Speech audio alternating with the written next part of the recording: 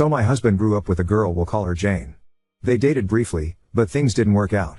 They had a FWB situation for years.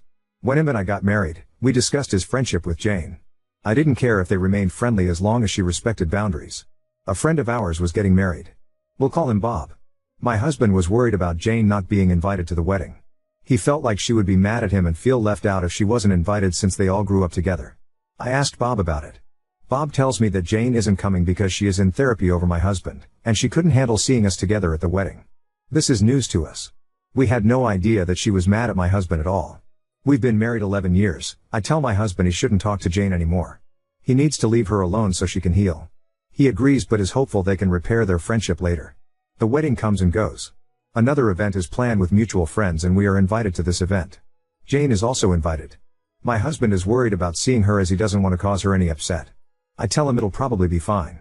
At the event, Jane approaches my husband and asks if she can talk to him alone. My husband tells her anything she needs to say to him, she can say in front of me.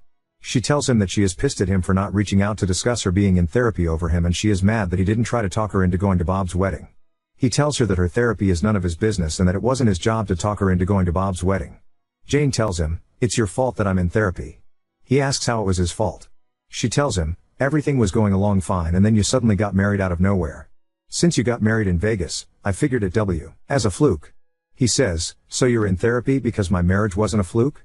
She says, "You hooked up with me for years but refused to commit, then suddenly you commit to someone else." He tells her, "We dated and you broke up with me because you didn't want a long-distance relationship and you didn't want to relocate to where I was. You knew there was no future for us, but you kept visiting me and hooking up with me anyways. How is it my fault that you lied about being cool with the situation when you weren't? I should be mad that you pretended to be my friend while secretly hoping my marriage would fail so you could get another chance with me. I think therapy is where you belong." I grabbed my husband's hand to signal him not to say anything else. Jane was clearly upset.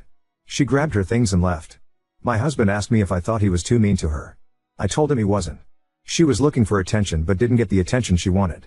I told him it was time to cut her off completely and that they can't be friends anymore since she clearly wants to be more than his friend. I say you can't be friends with someone that has unrequited love.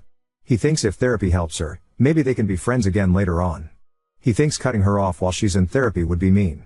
I say it needs to be done. Ada for insisting he cut off his childhood friend?